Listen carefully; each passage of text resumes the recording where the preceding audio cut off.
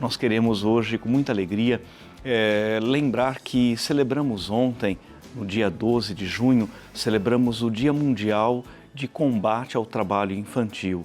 Já há mais de 8 anos, desde 2016, o Santuário Nacional, em parceria com o Tribunal Regional do Trabalho da 15ª Região de Campinas, promove uma ação muito bonita, uma ação na defesa das crianças, lembrando sempre que o lugar da criança é no brinquedo, é na escola, é na família.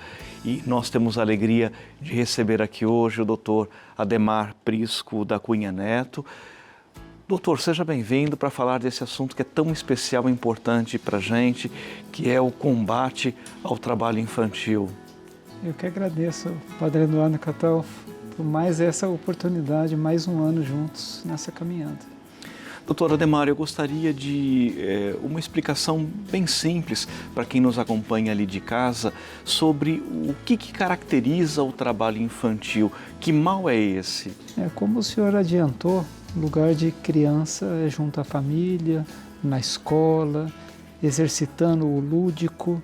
Todo o trabalho que retira da criança essa condição que é típica da faixa etária dela é considerado trabalho infantil. Na nossa legislação, não se trabalha antes dos 16 anos, salvo na condição de aprendiz, que é um contrato muito especial e que proporciona condições apropriadas para que gradativamente esse adolescente vá entrando no mercado de trabalho. Uma coisa, doutor, é o trabalho infantil irregular, que deve ser denunciado, e outra coisa é o trabalho realizado conforme a lei, o trabalho realizado pelos jovens aprendizes. Há uma diferença muito grande nisso, não é? Sim, como o senhor já mencionou aqui em relação à Casa do Pão, por exemplo, né? A nossa legislação, ela oferece essa oportunidade para o adolescente a partir dos 14 anos começar a se integrar ao mercado de trabalho. O contrato de aprendizagem, ele é um contrato especial que dura por tempo determinado e que tem um acompanhamento metódico de uma entidade apropriada, preparada para fazer a formação teórica daquele jovem profissional. Então ensina uma profissão para aquele adolescente, ele trabalha numa jornada reduzida, porque o ponto de partida para essa contratação do aprendiz é que ele tenha frequência e tenha bom aproveitamento escolar. Então ele é acolhido, ele é assistido e começa a ingressar no mercado de trabalho em condições apropriadas à faixa etária dele. Eu tenho acompanhado já nesses vários anos aqui no Santuário um pouco desse projeto de erradicação do trabalho infantil, de combate ao trabalho infantil, e um dos grandes símbolos é o catavento de 5 pontas, né, doutor? O catavento simboliza um pouco esse aspecto do lúdico, da infância, da alegria de ser criança, que é diferente de obrigar-se ao trabalho infantil. Exatamente. A referência ao lúdico é algo muito significativo, porque a infância é uma faixa da vida do ser humano que nunca mais volta. E é ali que ele se prepara para a vida adulta.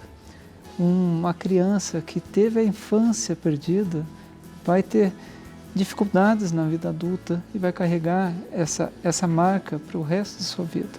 Então a gente, enquanto sociedade, enquanto família, enquanto Estado, a gente precisa ter essa atenção integral, não apenas por razões morais, por razões da nossa crença, mas também porque a nossa lei exige que seja assim. A Constituição Federal do Brasil tem um artigo específico dizendo que criança, adolescente, o jovem, ele é prioridade absoluta para o Estado, para a sociedade e para a família. A gente precisa sempre chamar atenção para esse detalhe. O senhor realiza um trabalho muito bonito ali no no Tribunal Regional do Trabalho da 15ª Região lá de Campinas, onde eu tive a oportunidade de ser acolhido no ano passado, na companhia do irmão Carlos. E ali o seu trabalho é de fato de coordenar o Juizado Especial da Infância e Adolescência. Qual é o seu trabalho? Explica um pouco para a gente a importância, a função desse trabalho no cuidado com as crianças, doutor. Veja, nós enquanto órgão do Poder Judiciário, a nossa função precípua é a de analisar, julgar os casos que nos são submetidos. Nós temos competência para questões relativas às relações de trabalho, dentre elas as relações do trabalho infantil. Mas o nosso tribunal ele deu um passo à frente. Ele buscou, enquanto instituição, se integrar à rede de proteção da criança e do adolescente.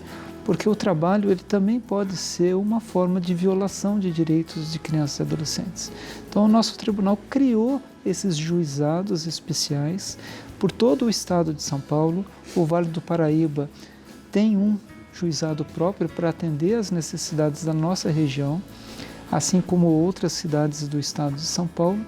E a gente tenta institucionalmente alavancar políticas públicas, se integrar aos nossos parceiros, como é o caso do santuário, para a gente levar essa mensagem e para a gente buscar prevenir e erradicar o trabalho infantil. Eu sempre gosto de dizer, doutor, que uma coisa em comum entre os adultos é que todos nós fomos crianças, né? Não há adulto que não tenha sido criança. E a gente sempre diz, né, em sintonia com esse programa de defesa das crianças, que o lugar da criança é na brincadeira, é na escola, é na família. Só por aí a gente consegue imaginar quais são algumas das muitas consequências ruins do trabalho infantil. Será que a gente poderia enumerar aquilo que de fato deixa como cicatriz, como ferida na criança que é obrigada, que é levada ao trabalho infantil, ao trabalho ilegal? Existem cicatrizes psicológicas, né, daquele adulto que olha para a sua infância e enxerga uma oportunidade perdida. Existem cicatrizes econômicas, financeiras, porque o trabalho infantil muitas vezes perpetua uma condição de vulnerabilidade daquela família, né? É o pai que trabalhou e que não teve a oportunidade de estudar e acabou num subemprego, e essa realidade se replica para o seu filho, e isso vai se passando de geração a geração.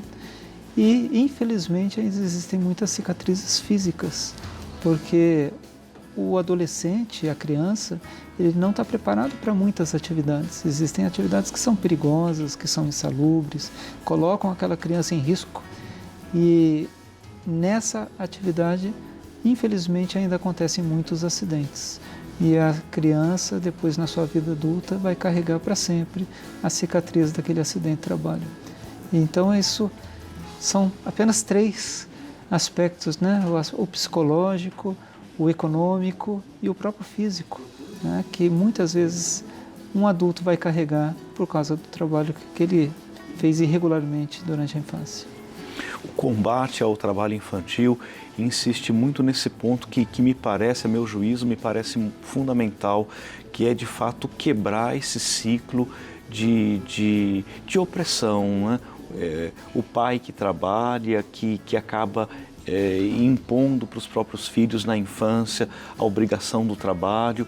E aí a gente vê que a família tem um papel fundamental nisso, a família tem um papel fundamental na erradicação do trabalho infantil. Sim, muitas vezes as famílias elas são premidas pela necessidade a tomarem decisões difíceis, né? A gente está saindo de um período de pandemia em que muitos pais de família perderam seus empregos, né? Tiveram o seu sustento abalado. E a gente viu hoje, né? Hoje é um momento de atenção para a gente, porque o número de crianças e adolescentes trabalhando voltou a crescer, né? Então a gente está Reflexo da reflexo pandemia, da pandemia, né? Muito provavelmente, né? Então, a gente precisa de conversas como as que nós estamos tendo hoje, né, para alertar as famílias de que a gente precisa criar alternativas para assistir essa família, para que os papéis ali dentro não se invertam, para que a criança não se torne o provedor daquela família. A gente precisa oferecer oportunidade para os pais, para que o filho tenha a oportunidade de crescer saudável, com educação, para que ele, na vida adulta, não repita essa condição de vulnerabilidade que o pai, infelizmente, vive hoje. Conheço o senhor já há vários anos, conheço o seu trabalho também e sei que o senhor é daqui da região do Vale do Paraíba, aqui de São José dos Campos. Quando a gente fala de trabalho infantil, a gente não está falando de alguma coisa longe geograficamente da gente, não. O trabalho infantil está aqui, no lugar onde a gente mora, na cidade onde a gente mora, não é, doutor? O Fórum Nacional para a Prevenção e Erradicação do Trabalho Infantil, todos os anos faz uma campanha. E a campanha desse ano, ela diz muito a respeito disso que o senhor acabou de dizer, né? O trabalho infantil, ele existe, mas a gente não vê. Muitas vezes o trabalho infantil está bem à nossa frente, mas a gente não está com o olhar preparado para enxergar. Quando a gente vê aquele menino no semáforo, ele está em condição de trabalho infantil. Muitas vezes o menino que é cooptado pelo crime, ele está tendo a sua capacidade de trabalho explorada de alguma maneira.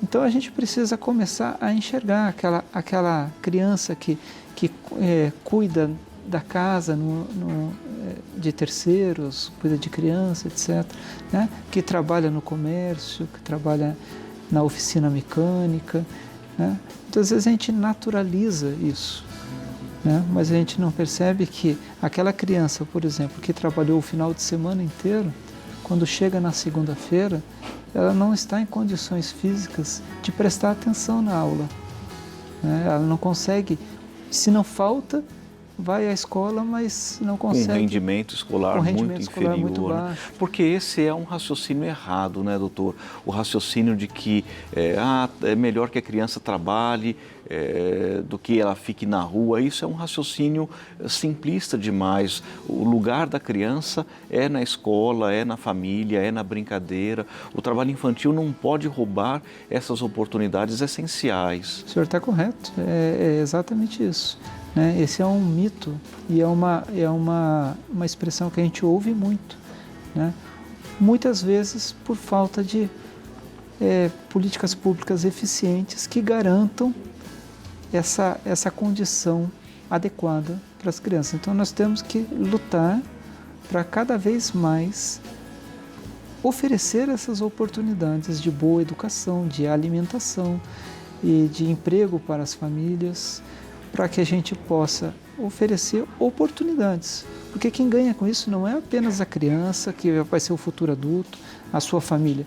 Ganha toda a sociedade, ganha o país, né? O país cresce de forma sustentável. Esse é um dos objetivos de desenvolvimento sustentável da Organização das Nações Unidas. Doutor, é possível também denunciar isso, denunciar o trabalho infantil. Eu sei que é possível, há canais de denúncia que mantêm a segurança de quem faz a denúncia, o anonimato de quem faz a denúncia. Como que a gente pode fazer diante disso, diante de situações que violam a lei, situações de trabalho infantil irregular? Veja, há um trabalho em rede olhando para isso. E qualquer canal que a gente consiga levar essa notícia vai ser encaminhada para o local correto. Mas há um número nacional em que a gente pode levar a conhecimento das autoridades um fato que chegou ao nosso conhecimento. É o Disque 100. Disque número 100. E esse fato vai ser encaminhado ou para o Ministério Público, ou para o Conselho Tutelar, ou para a assistência social, e essa rede de proteção vai começar a atuar. Se quiser levar também ao Conselho Tutelar, também é um caminho, ao Ministério Público do Trabalho. Como eu disse, essa rede vai atuar quando a notícia chegar, buscando a forma apropriada de tratar, porque cada caso é um caso diferente. Muito bem.